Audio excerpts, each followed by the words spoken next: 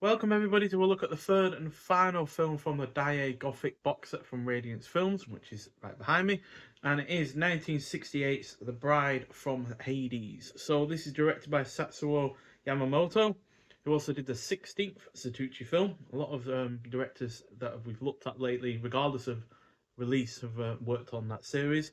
And he also did the first two of the Shinobi Ninja films, which Radiance Films also released the trilogy of. So this is a horror film clocking in at 89 minutes long. Stars Miyoko Akaza, who was in the likes of Violent Streets, as well as Kojiro Hongo, who was in the likes of four of the Gamera films, three from the 60s and one from the 90s, as well as Return of Damaging and Yokai Monsters along with Ghosts. So on the night of the summer of Obon, the night of the summer Obon festival, Hagawara Shinzaboru meets a beautiful courtesan named Otsuo, or Otsuo.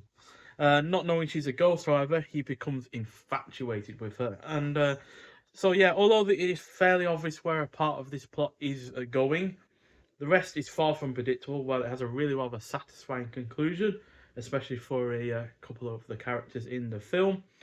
The cast is also great. The pacing is on point. It is engrossing throughout. The way it depicts the supernatural element in this is extremely effective, particularly when it comes to the way that the ghosts are moving around, because they do genuinely look like they're floating, but not with any obvious wires or anything like that.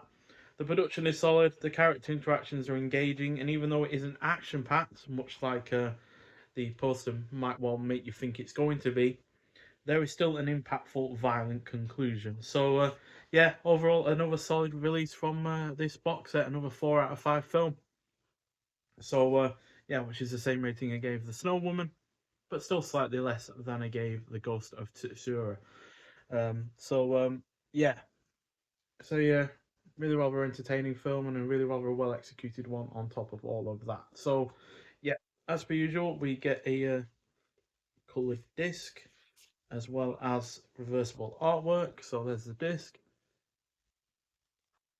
and the reversible artwork is that, which I like a little bit more because it doesn't try and insinuate that there's gonna be action, whereas this one does insinuate that there's going to be a lot of sword play and such, which there really isn't. So yeah, I do prefer that one. And then in terms of extras on the disc, we firstly got a new 4K restoration of the film. Then we got uncompressed mono PCM audio.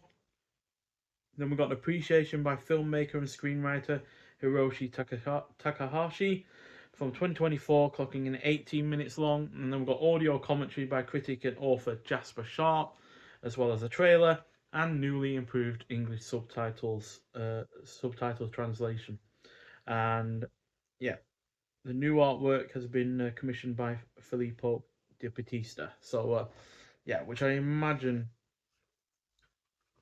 again, I can't really work out which one is going to be the original or not. I guess that just shows how great the new artwork is, that it's able to seamlessly, be released alongside the original artwork. So, yeah, overall, this box set has been highly, highly well done in terms of the physical aspects, the extras on the disc, and the films themselves. So, yeah, really, really enjoyed this box set. It's one of my favourites that Radiance Films has released.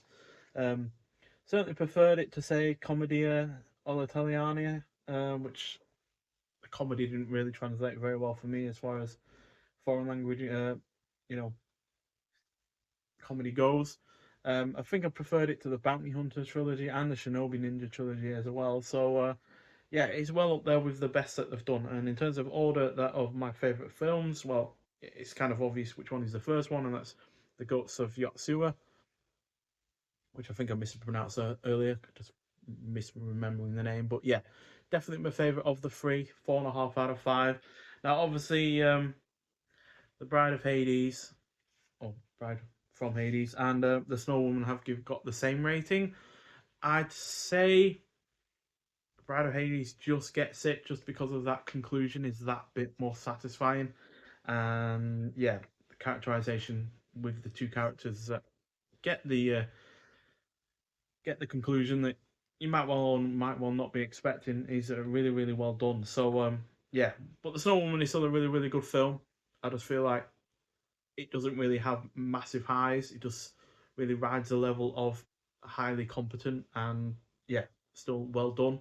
But The Bride from Hades had a much more satisfying ending and certainly more highs throughout its 89-minute runtime. So yeah, but overall a really really good box set, one I highly recommend, especially if you're into horror or even foreign horror, and yeah, especially if you are into collecting from Radiance Films, as it will be an essential part of your collection. Because yeah, it's a great box set.